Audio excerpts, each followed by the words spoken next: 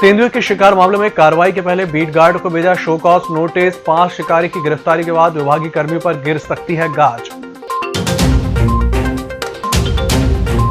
बल की कमी, कैसे निपटेंगे आपदा से नगर सैनिक, डिस्ट्रिक्ट कमांडेंट भी अतिरिक्त प्रभार पर। और रेत से भरी हाईवा वाहन जब्त, साले टेकरी सर्किल की कार्रवाई। नमस्कार, बालाघाट लाइव के इस बुलेटिन में आपका स्वागत है। मैं हूं आपके साथ आकाश। अब देखते हैं खबरें विस्तार से। बैहर के अंतर्गत खरमुंडी बीट में 13 जून को शिकारियों ने जंगली सुअर का शिकार करने के लिए करंट बिछा रखा था, जिसमें सुअर तो नहीं लेकिन 2 तेंदुए करंट की चपेट में आ गए थे, जिससे उनकी मौत हो गई थी। इस घटना से वन विभाग में काफी हड़कंप मचा और आनन फानन में 2 दिन के अंदर वन अमले के द्वारा 5 आरोपियों को गिरफ्तार तो कर लिया गया, लेकिन मौजूदा बीट गार्ड के ऊपर अभी तक वन विभाग के द्वारा किसी तरह की कार्रवाई नहीं की गई है। खरमुंडी में 2 तेंदुओं को एक ही स्थान पे, एक ही टाइम पे, एक ही घटना में मृत पाया गया था, जो कि प्रथम दृष्टया और पोस्टमार्टम पे भी साबित हुआ कि जो है उसको इलेक्ट्रोक्यूशन और इलेक्ट्रिक करंट जो 11 kV लाइन वहाँ से जा रही थी, उसके माध्यम से उसको शिकार किया गया है। तो इसमें मौके पे जो साक्ष्य बरामद हुए और आसपास के गाँव से पूछताछ हुई, उसके आधार पे हम लोग ने उसी दिन, अगले दिन रविवार को शाम को और फिर मंडे तक सभी आरोपियों को पकड़ के जो है जेल में भिजवा दिया है और उन पर कार्रवाई कर दी गई है। और इसमें संबंधित स्टाफ, क्योंकि संबंधित बीट खरमुंडी अतिरिक्त प्रभार में थी, तो संबंधित स्टाफ को हमने शो कॉज नोटिस जारी किया है, जो उनको मिल भी गया है। उसमें 7 दिवस का समय मिला है। 7 दिवस में जब वो जवाब देते हैं या नहीं देते हैं, तो उसके आधार पर हम उन पर कठोर कार्रवाई करेंगे। जिले में मानसून सक्रिय हो गया है और बारिश अधिक होने से जिले के शहर मुख्यालय सहित ग्रामीण अंचलों के निचले हिस्सों में जलभराव की स्थिति निर्मित हो जाती है।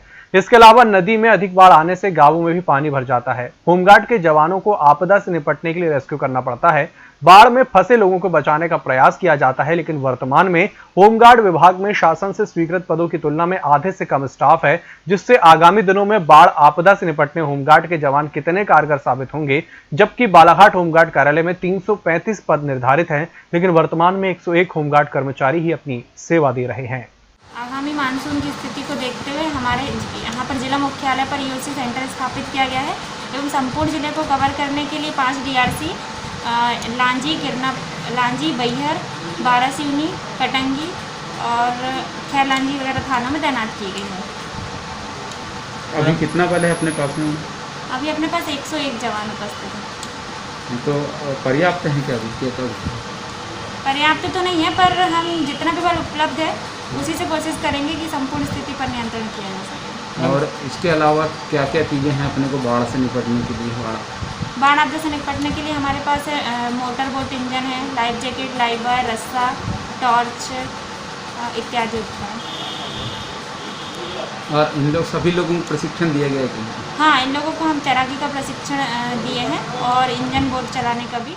साले टेकरी रेत का अवैध कारोबार रिपीट। रेत का अवैध कारोबार इतने बड़े पैमाने पर हो रहा है कि इसका अंदाजा पिछले 2 महीने के अंदर 4 अवैध रेत से भरा ट्रैक्टर और 2 हाईवा वाहन नवागत बिरसा रेंजर SP गोस्वामी के नेतृत्व में पकड़े गए। बिरसा वन परिक्षेत्र के नदी नालों से तो अवैध रेत का उत्खनन और परिवहन तो हो ही रहा है, अब साले टेकरी सीमा से सटे छत्तीसगढ़ से भी अवैध रेत बालाघाट जिले के साले टेकरी, अचनाकपुर और दमोह, मछुरदा, बिरसा आदि जगहों पर न जाने कब से अवैध रेत का खेल खेला जा रहा है। बिना रॉयल्टी के रेत का परिवहन बहुत दिनों से छत्तीसगढ़ से किया जा रहा था, जिसको अपने संज्ञान में लेकर नवागत रेंजर गोस्वामी ने 27 जून की शाम वन गश्ती के दौरान रेत से भरे हाईवा पकड़ने में कामयाबी हासिल की है। जिला कलेक्टर दीपक आर्य ने आज कलेक्ट्रेट सभाकक्ष में सभी विभागों के अधिकारियों की बैठक लेकर सीएम हेल्पलाइन के लंबित प्रकरणों की समीक्षा की। इस दौरान उन्होंने अधिकारियों को निर्देशित किया कि वे सीएम हेल्पलाइन के प्रकरणों को लंबित न रखें, बल्कि उनका त्वरित निराकरण करें। सीएम हेल्पलाइन के प्रकरण अनावश्यक रूप से लंबित नहीं रहना चाहिए। जिन विभागों के प्रकरण लंबित पाए जाएंगे उनके लिए जिम्मेदार अधिकारी पर कार्रवाई की चेतावनी दी गई।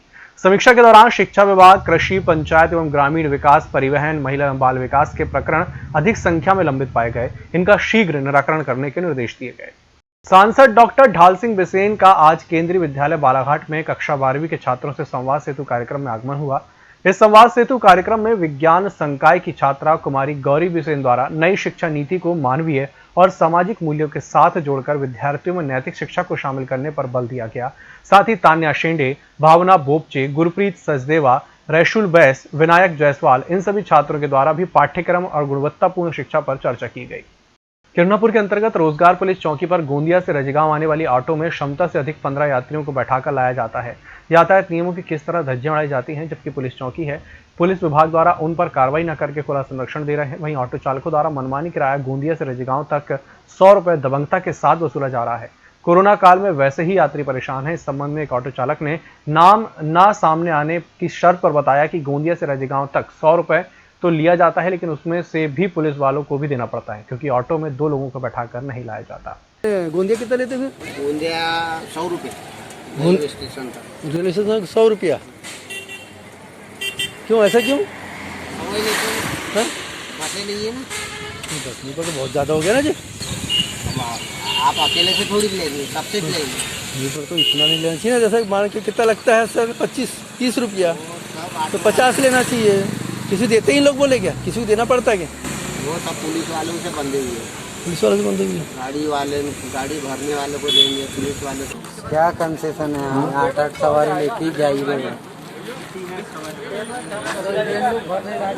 उनको भी पैसे देना पड़ता है। उनको गाड़ी भरने वालों को, उधर पुलिस वालों को भी देना पड़ता है। क्या कंसेशन कर रहे हैं? 2 सवारी का है ना, हाँ? 2 सवारी ले जाने का है। यहाँ से तो 2 में क्या पुराएगा भैया आपको? ज़्यादा लेते उसको कम ले रहे हैं। 200-300 रुपये ले रहे थे। हैं? 2 लोग ला रहे थे, 300 रुपये ले रहे थे एक सवारी से। दे रहे थे ना, कभी तो कोई ले जाने को तैयार नहीं। अभी ज़्यादा ले जा रहे हैं, वो पुलिस वाले रोकते, उनको पैसा देना पड़ता है। आज उनको देना पड़ता है, अब 2-3 जगह देना पड़ता है ना जी। ये देके काम करना पड़ता है ज़्यादा। आपका भी 100 रुपये बच रहा है, 200 लेते थे तो। सही बात है। तो मजदूर हम बोले पुलिस वाले बोले तुम कितना भी पैसा लो, हमको उससे कोई लेना देना नहीं है। इस बुलेटिन में फिलहाल इतना ही। इसी के साथ मुझे दीजिए इजाजत। नमस्कार।